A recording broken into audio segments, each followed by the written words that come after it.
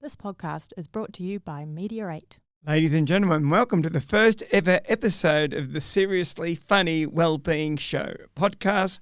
I'm your host, Homer Papantonio, known universally as the corporate imposter, and my co-host is the illustrious Dr. Ross Walker, in his own words, a revered, charismatic, highly attractive and eminent practicing cardiologist.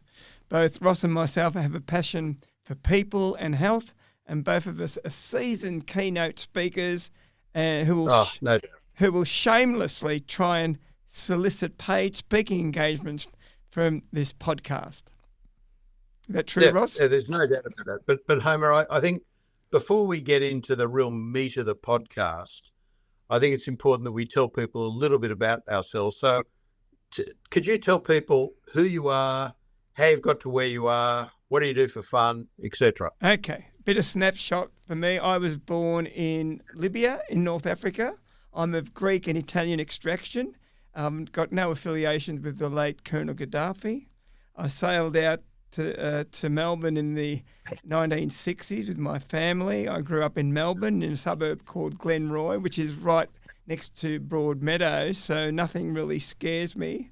I know for a fact that when Glenroy played Broadmeadows in the local EDFL league, Broadmeadows were banned for life for stabbing us at half-time with screwdrivers they had hidden in their socks. Not a good feeling. Very good. Not a good feeling there, No. Ross.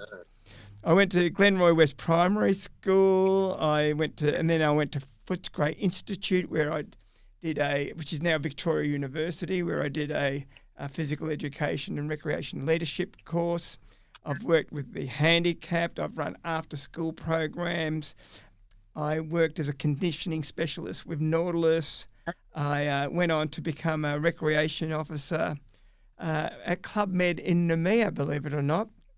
Goodness. Then worked as a flight attendant at 35,000 feet, saying tea, coffee, milk, sugar, chicken, beef. Very glamorous role. And it was here where I learnt to do all these accents that I've thought were a talent, but are now a little bit of a sin. But that's another story. Can I just say on that for 1 second, Homer, that once I was on a plane sitting in the back row and the flight attendant's going along and there was either the chicken dish or the German sausage. Now, I was hoping for the chicken dish, but I was expecting the worst. Sorry. Okay. So we will get viewers. We will get an endless succession of dad jokes from Ross. Those of you that are familiar with his show will know that he's famous for dad jokes, and they're of a very, very high caliber. I know that for a fact. Extraordinary. So I breech birth my. So how does a flight attendant end up becoming a professional speaker and a corporate imposter? Well, it was funny. This is a true story. I was actually in Dubai during the Gulf War back in 1992, whenever it was, and there was they were interviewing on CNN a specialist, an expert on Scud missiles that veer left. And I thought, where did they get these people from? They're the only ones I've ever liked. Everyone's an expert, and I thought. And I was a big admirer of Campbell McComas, the late Campbell McComas, and I took what he did and I improved on it a little bit. And it's been a really interesting 25 years. I've done like over 1,100 conferences, and I really like you, Ross, I really like being on stage and maybe having people have a bit of a laugh, a cry and a think. Sure.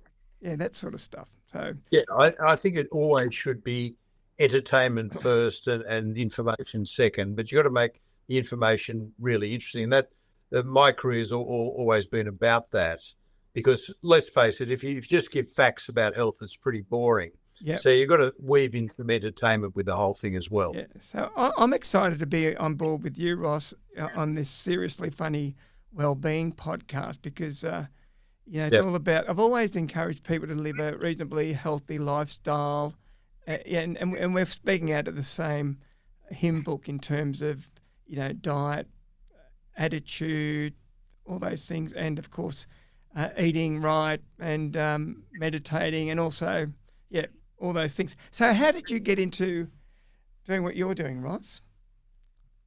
Oh, look, I came from pretty humble beginnings. I was born and bred in Sydney suburb Maroubra. Interesting, I'll tell you a story because I think this is an interesting story that sets the scene for the rest of my life. When I was 7, it was a very cold Saturday afternoon in July in Maroubra. It's a cold day, in the middle of winter, and a family friend, Fred, was over visiting, and he excused himself to go to the bathroom. And I was walking through the hallway when the bathroom door opened when Fred had finished in there, and he fell over dead in front of me. And my deeply religious parents took me into another room and said, look, Fred's gone to heaven. He won't be visiting us anymore. You're to forget this ever happened. But it was really etched in my memory. And a year or so later, my mother bought me a book on the atom. And I just got this fascination with science. And all through my childhood, I just loved reading anything about science. And then in my teens, I thought, you know what, I could take this interest in science and become a doctor. So I worked very hard at school, got into medicine. But then this is the really interesting thing. When I was a cardiology registrar, so in training in cardiology, I'd go down to the bypass wards after people had often a second mutilating operation on their chest, had their chest split open, had their arteries redone. And I see that they were all incredibly overweight or still smoking.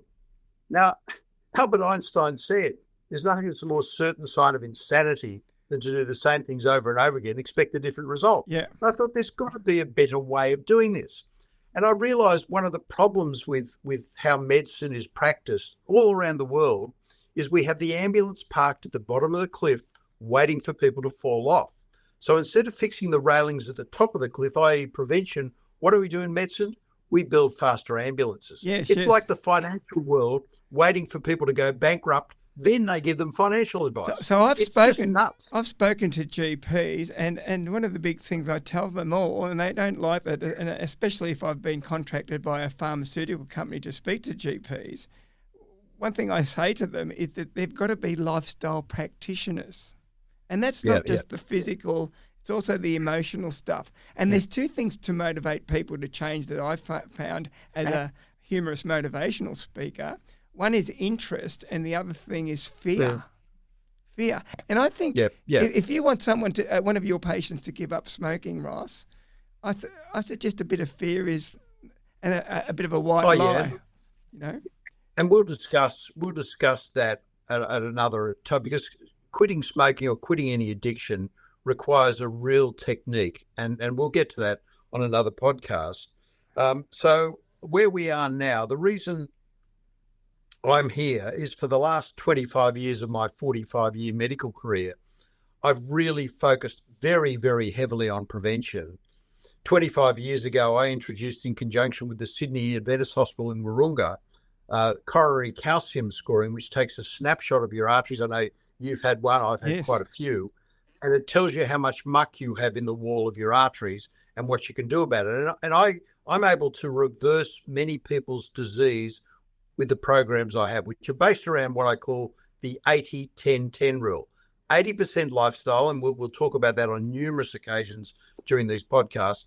10% the appropriate use of pharmaceutical drugs if you need them, and the other 10% is the appropriate use of evidence-based supplements. But the best treatment of heart disease, cancer, or any modern disease is not to get them in the first place. It's called prevention, and it's my view that over 90% of the diseases that are around are preventable if you get them early and do something about it. So that's the message I want to bring through these podcasts. And we have so many different things to talk about. You just alluded to, for example, just to quitting smoking as one example. But there'll be many things we talk about as the weeks and months go on. Yes. And of course, as you so rightly say, we will shamelessly flog our speaking. We'd love to be out there speaking for people. And also, I will shamelessly flog my national radio show that's on every Sunday night, 7 to 9, on the 9 radio networks, called Healthy Living. So there'll be shameless plugs all the way through this, and we make absolutely no apologies for those shameless plugs. But let's talk firstly about what we'll be doing each week with these podcasts. Okay. So just I'm a firm believer in also, just a little bit of an extension of what you've just said there, Ross, is that we shouldn't be compartmentalising health and wellness. And as an exercise person or phys ed person, recreation person, my firm belief is that more people would ride, walk, run, row if they knew where, what and how. So there's an implication there for town planners to build communities that are livable. And that's what they need to do. The other thing with exercise that, you can tell someone to exercise, but you've got to find there's a psychology to exercise. You've got to find an exercise that suits their personality. Otherwise, they won't do it. That's a play thing. And they've got to find some enjoyment. And the irony with exercise is you need to expend energy to create it. When people say, I haven't got any energy, I'm too tired to exercise, you've got to expend it. And that's an interesting thing. But that's another area that we'll also get into. Sorry, Ross. Another topic to get to. So what we're going to do every week is bring you the medical news of the week. So something that's happened this week that's topical that we can discuss. And we're not going to go into it in great detail, but just to say there's been the latest study out on this particular thing. It doesn't have to, I'm a cardiologist, but it doesn't have to be cardiology. It can be any medical topic at all. And there's always great stuff coming out every week.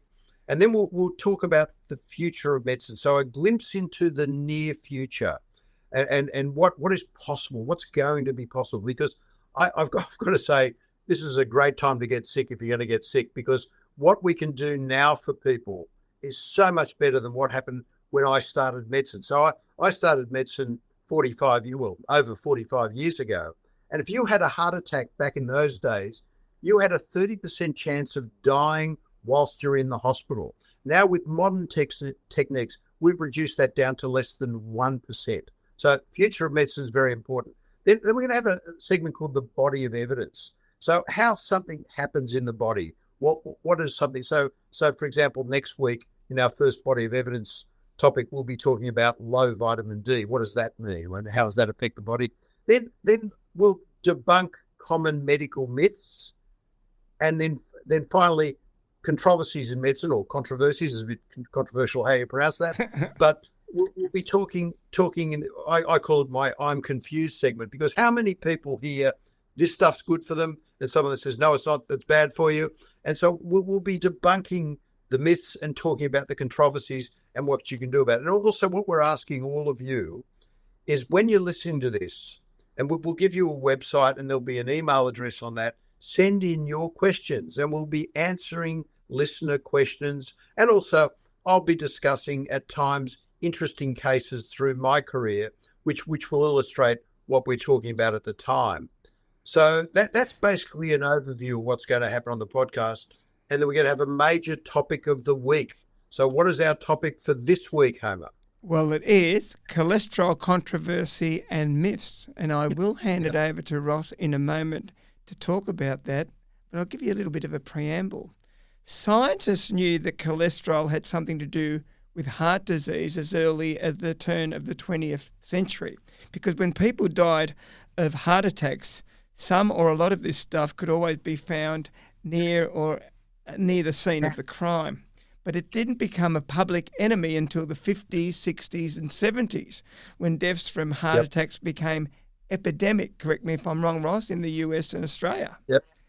But now I read, Ross, that butter is back. Saturated fat is good for you. Cholesterol is not the cause of heart disease. Claims along these lines keep finding their way into the mainstream websites, over the dinner table, even though they contradict decades of medical advice. There is a battle going on for our hearts and minds. Some scientists are proclaiming that the greatest threat to our hearts and vascular systems comes from sugar, while saturated fat has wrongly been demonised. And because cholesterol levels don't matter, they argue we don't need the statins that millions have been prescribed to lower them. High-fat diet is a secret to a healthy life, they say. Cheese is great. Meat is back on the menu. Let's get into it. But before, a little funny poem about cholesterol. A few little funny things. I've got high cholesterol. My doctor diagnosed it. According to the doctor, my bad fat's overflowing. I was a tad perplexed and thought that I'd been hexed. I'm on a low-fat diet. That's fruit and veg, I said. Ah, said he, that's the cause. Your mum and dad designed ya. It's in your genes, you know, but don't let science blind ya. I took my jeans right off and looked right down each leg. Well, I'm not dumb, I tell ya. Now I wear skirts instead. Isn't that true? And that poem was written by an anonymous person, I don't know. Comedian Stephen Wright said, I drive way too fast to be worried about cholesterol. Where should you live in New York City, Ross, if you have high cholesterol? I don't know where, Homer. Staten Island. Staten Island, there you go. What about this lovely little story about eternity and cholesterol? And the story goes like this. An 85-year-old couple going on a holiday when they suddenly die in a plane crash. They've been married for 60 years and kept in good health due to their healthy diet and regular exercise. When they reach heaven, St. Peter took them to their mansion, decked out with a fully stocked kitchen, master bath suite, and their very own jacuzzi. His wife oohed and ahed at their new possessions. The old man asked Peter how much of all this was going to cost. It's all free, Peter replied. We're in heaven after all. Next they surveyed the lush championship golf course behind their home where they were entitled to play every day. Of course, all the old man wanted to know was how much are the green fees? It's free, came the reply from Peter. Next they went to the clubhouse and saw the lavish buffet on offer with all the world's different cuisines. Every meal cooked to perfection. How much do we have to pay for two? Asked the old man. Don't you understand, Peter, yet? Replied, it's all free. The old man looked quite worried, asked again, well, where are all the low-fat and cholesterol tables? The food won't have too many calories, will it? That's the best part of heaven, St. Peter said. You can eat as much of whatever you want, whenever you want, and you won't gain a single gram. With that, the old man went into a fit of anger, throwing down his hat, stomping on it wildly. His wife and Peter tried to calm him down, asking what was wrong. The old man looked at his wife. This is all your fault, he screamed. If it weren't for you and your frickin' bran muffins, I could have been here 10 years ago. Yeah, that's it. That's a very lengthy dad joke. A very extremely lengthy dad joke. Yeah. So what we've got to ask ourselves the question, which you've alluded to, is cholesterol friend or foe? And interestingly, a guy in the 60s called Ansel Keys, who was a biochemist from Minnesota, he came out and said cholesterol and fat were the cause of heart disease. At the same time, a guy called John Yudkin in Britain said, no, it's sugar. The sugar industry shut down John Yudkin and everyone believed Ansel Keys. And we've swallowed this nonsense, so to speak, for the last 50, 60, 70 years. But the reality is, it is a component of cholesterol that does lead to heart disease to some extent. But I want to make a point here, and this goes back to your poem, Homer, that it is all in your genes. Every disease is genetic. So the wonderful Nobel Prize winning scientist from Tasmania, Professor Elizabeth Blackburn, said that it's your genetics that loads the gun, it's your environment that pulls the trigger. So if you have the genes for heart disease and you stress your environment in some way, and we'll get onto the details of that in another podcast, you then push yourself towards heart disease. If you've got the genes towards cancer and you stress yourself, you push yourself towards cancer, Alzheimer's towards Alzheimer's. So let me make the point to everyone, it's all genetic. But that's number one. Is there still some conjecture about that, Ross, about environment versus a bit like whether it forms personality? Are you genetically... But what I'm saying is that it's still your genetic makeup. And this is a good way to start the introduction to everyone on this, that we are made up of probably around 26,000 genes. And just genetics 101, you get one gene from mum, one gene from dad. So every gene is paired. So they've already mapped around 300 genes for cardiovascular disease and function. So each individual gene is a coin toss, either two good ones, a good and a bad one, or two dodgy ones. Mm. So I've got families where there might be 5 siblings. 3 have vicious heart disease, 2 have nothing because of that coin toss. So if by the coin toss you got 200 out of 300 cardiovascular genes, you'll get heart disease in your 40s and 50s if you have the wrong environmental cues going on top of that. But if you've only inherited, say, 50 of the 300 genes, you might never get heart disease despite being in the same family, because people have this distorted view of genetics. Oh, my dad had it, therefore I'm going to have it. Or my dad or mum didn't have it, therefore I'm not going to have it. So that's a big misconception people have. It's all in your genes, but it's how you manage the genes. So we're not the victims of our genes, we're the masters of our genes. And that's what we're going to try and teach people during these podcast series about how you can master your genes. So let's get to the topic of cholesterol. Yes. So total cholesterol. So people go into the doctor, their cholesterol might be 7 millimoles per litre. And if you're listening to that, you're listening to this in the US, it might be 300 milligrams per decilitre, but it's off the scale. So the first thing that doctor typically does these days is put you on a statin, whether you're living on Staten Island or not. And there is no common sense behind that, because there is no link between total cholesterol levels and heart disease. It's been shown in study after study, there's no link. But here's the thing, most people have this distorted notion that there's a bad cholesterol called LDL and a good cholesterol called HDL. And that really is simplistic nonsense. Because, and here's, Homer, where size is important. So the larger your LDL, the larger your HDL, the healthier it is for you. So really, basically, and this is even too basic, but it just works for this discussion, cholesterol is divided into 4 basic components mainly. Small LDL, large LDL, small HDL, large HDL.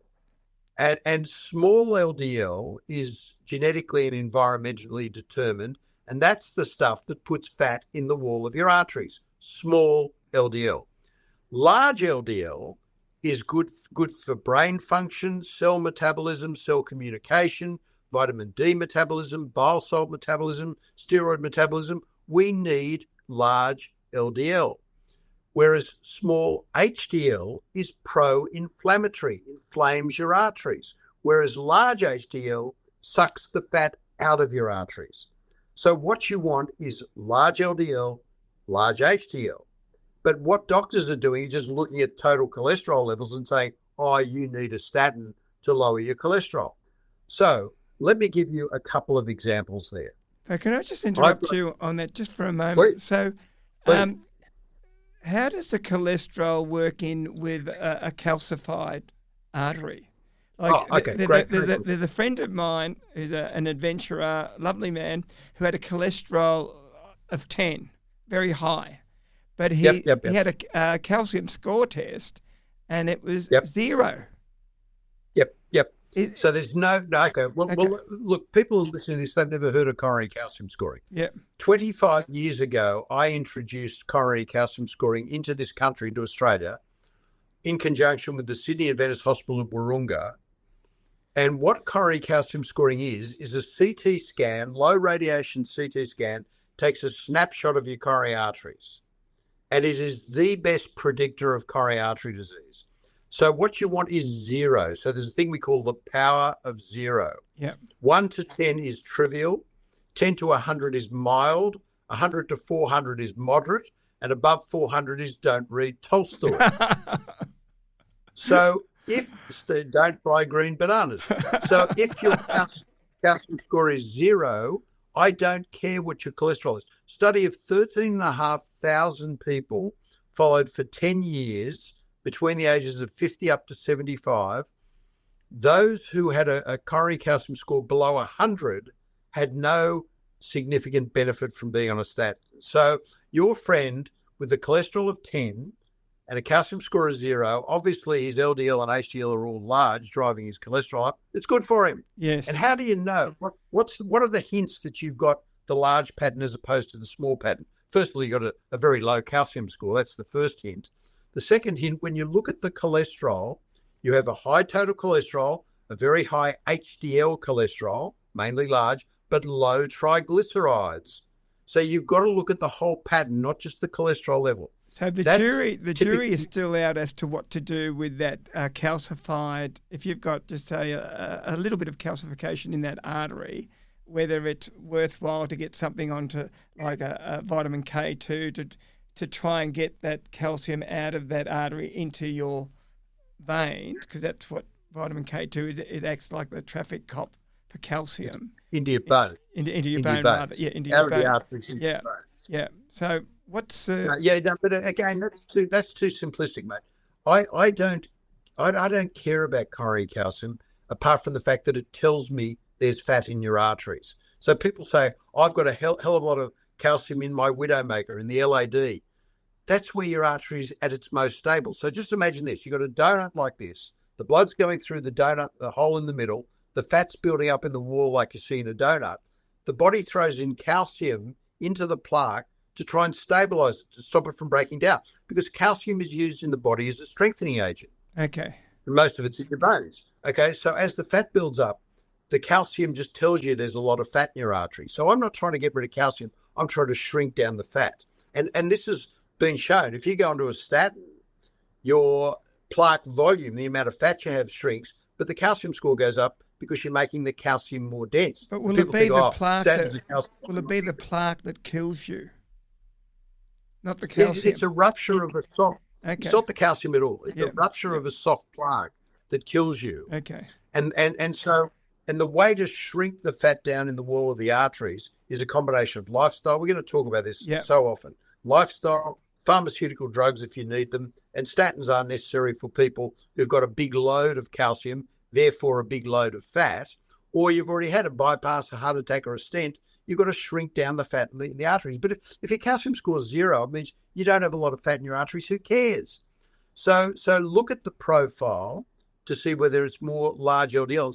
So people will say have a 0 score, high cholesterol, low triglyceride, high HDL. They're what we call lean hyperresponders. They shouldn't be treated with pills. They should be congratulated for what they have. So that's the first point, that total cholesterol is not a predictor. LDL's not bad. HDL's not good. It's the size that's important. So that's really important. And the final myth that we need to discuss is that just because your cholesterol's high doesn't mean you need a statin. What you need to do is assess risk with coronary calcium scoring and a global look at someone's risk, as opposed to just looking at their damn one number in their bloodstream. Are there natural supplements that can act as statins? No. Oh, there's a thing called red yeast rice extract that is a natural statin. It works exactly the same way as statins, but it still can give you the same side effects as statins give you. So what about fish oil, krill oil? No, no, they do different things. Okay. You see, and the best natural product in the world, in my very distorted view, is a thing that comes from bergamot oranges. A thing called BJE 100. I cannot name the product because this is a public podcast and the TGA won't allow doctors to endorse individual products, but I can talk about ingredients. Yeah. And this BJE 100, coming from the bergamot orange grown in Calabria, converts you from, wait for this, small LDL to large LDL, small HDL to large HDL. It reduces your risk for diabetes, for fatty liver, improves the blood flow to your skull, so less Alzheimer's disease, suppresses cancer stem cells. It's my view that everyone over the age of 50 should be taking this stuff twice a day. But it doesn't do zip to your total cholesterol levels. Sometimes the cholesterol goes up because you're getting more large LDL, large HDL. That's what you want to be focusing on, not saying, are there any natural statins? And I want to just give you some stories here. I've got a 32-year-old woman whose father died at 31 of a heart attack. We measured her cholesterol level. It was 12.4. I did a calcium score on her. It was already 48. Now, if you're a 60-year-old with a calcium score of 48, I congratulate you because that's low. 32-year-olds already got a huge amount of muck in their arteries if they can generate a calcium score at that age. So I'm hammering her cholesterol with the heaviest dose of statin and another thing called ezetrol because I've got to get that cholesterol down lower or she probably will die from heart disease. Another case, I've got a 58-year-old woman, came in, had a 0 calcium score, but her cholesterol was 9.5. And her doctors would say to her, scaremongering doctors say, you don't take statins, you're going to die. 0 calcium score, she's not going to die. So she came in here 58, had the calcium score. For the next 8 years, every scaremongering doctor would say to her, you don't take a statin, you're going to die. She listened to me, not to them, came back to see me age 66, 8 years later, sent her downstairs for another calcium score, came back, cholesterol 9.5, came back, big fat 0. So could she have quickened her demise or downfall if she took up something like smoking? Would that have damaged the arteries, even though the calcium score test is 0, and the cholesterol is okay? Yep. Oh, look, and I don't want people to get the idea that if they've got a 0 calcium score, they're bulletproof. It doesn't work like that. Yeah. A calcium score always tells you how much coronary atherosclerosis you have in your arteries. But there are other causes of heart disease. I'll give you one example. Yeah. There's a thing called Takotsubo's cardiomyopathy. Now, Takotsubo's cardiomyopathy is the broken heart syndrome. So basically, if you get under enormous stress, even with whistle clean arteries, that can cause severe constriction because of the release of adrenaline and cortisone into your bloodstream. The arteries just go clamp down into spasm. Your heart balloons up like a big oyster trap. That's what Takotsubo's a Japanese oyster trap. And by the time you get in for the angiogram and your heart's settled down, the arteries are whistle clean normal. So that's one example. There's another thing called sudden coronary artery dissection, otherwise known as SCAD. Typically occurs in younger women around the time of pregnancy or whatever. And that can cause exactly the same sort of damage to your heart and to your blood vessels without having atherosclerosis. All of their coronary calcium scores would be 0, but equally you can have a low plaque load or 0 score and inflame your arteries with smoking or inflammation and infection. I've seen people with COVID, for example, or influenza, who are going along fine. Then they get crook. Then they have a heart attack, even though they've got a low calcium score. So broadly speaking, the two main things that can go wrong with your heart has to do with the plumbing or the electrical side of things. Would that be a... No. Well, the plumbing, electrical, the muscle can be affected, the valves can be affected, the covering called the pericardium can be affected. But see, this is the point. Genes are the basis of every disease, but then the next level up is what we call inflammation. So basically, chronic inflammation is the key pathologic factor that occurs when you've got lousy genes. Yeah. So basically, just say 90% of heart disease is caused by 2 genes. So 70% is what we call the insulin resistance gene, and we'll talk a lot more about that in another podcast. 20% is a thing called lipoprotein a, which most doctors have only been measuring the last year or two. Some still haven't heard of it. I've been measuring it in my practice for 30 years and treating it for 30 years quite effectively with no drugs, treating it with supplements and with a sort of a pseudo drug called nicotinic acid, which is a derivative of vitamin B3, with great effect. But that's 1 in 5 cases of heart disease. So when you hear about the guy that does all the right things and still has a heart attack in his 40s or 50s, typically has a high lipoprotein a. I'll tell you the example of my worst calcium score. A 68-year-old man in the fitness industry, doesn't have an ounce of body fat, just like you, Homer, not an ounce of body fat. This guy has normal cholesterol levels, never smoked, normal blood pressure, not diabetic, and no family history. But the combination of mum and dad gave him a high lipoprotein a. Now, I said anything over 400 serious, His coronary calcium score, 8,500. Yeah. And he needed bypass surgery. That was 10 years ago. A few years back, he sent me a picture of him and his mates winning their latest basketball grand final. So after his bypass, he'll still live till he's 100 because he's following my 80-10-10 rule. Ross, 80% lifestyle, 10% fun. as you know, that whole topic is very close to my heart because having competed in 100 triathlons, having still competitively raced, and I still do, there's always been that controversial area as to how much can the heart take. The reality is that never before in our human history have we seen athletes flog themselves for so long. Like, for instance, the Hawaii Triathlon. It's a 4K swim, 180K bike ride, 42K run. You know, whether if you're doing that really hard, you're exercising at that very high level for close to 10 hours, 11 hours. When the hunter and gatherers were out there, they weren't probably doing it to that extent. They were idling along. So there's a lot of interesting stuff going out there as to whether that sort of activity is beneficial for not only longevity but for your heart, you know. And I don't know where there's new research coming out on this. Let me tell you my belief about marathons and the sort of stuff you do. There's a perfectly good bus service. Why anyone would do that is beyond me. So I don't know why people bother doing those things. But look, we all have.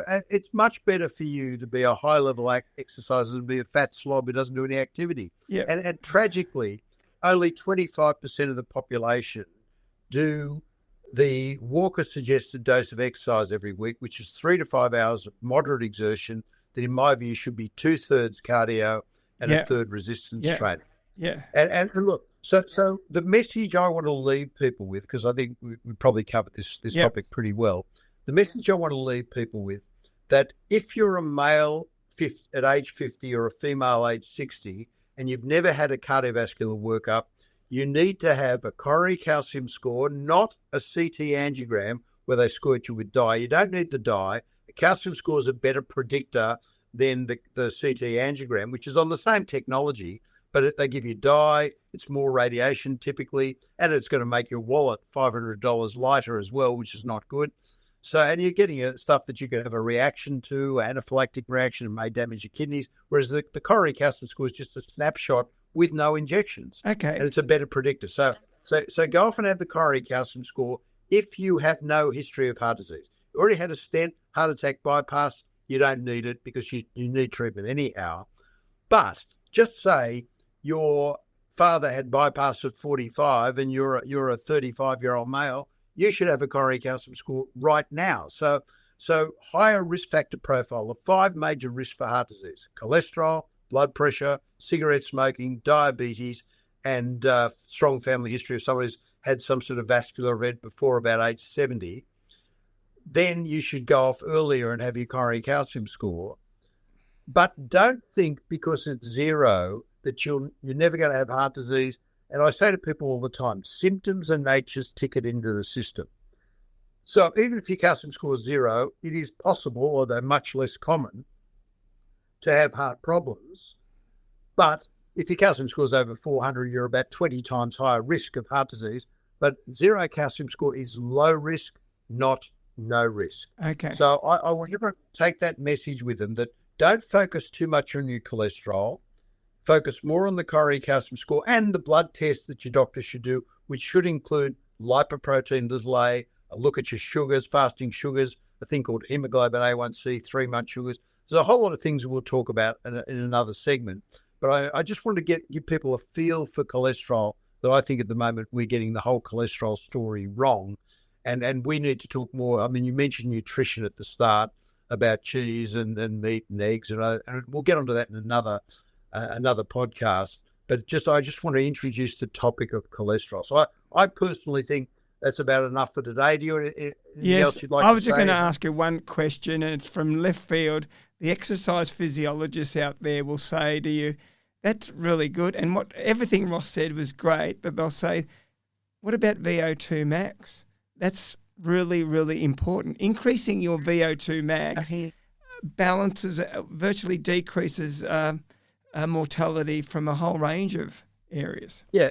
Look, it does, but I just think it's getting too technical. It's like these people want to say to me, "Doctor, what's my maximum heart rate I should get to?" We all know 220 minus your age is your predicted maximum heart rate. Once you get to about 60 to 70% of that, that's when you get cardiovascular fitness and start to burn fat. But you don't need to know this stuff.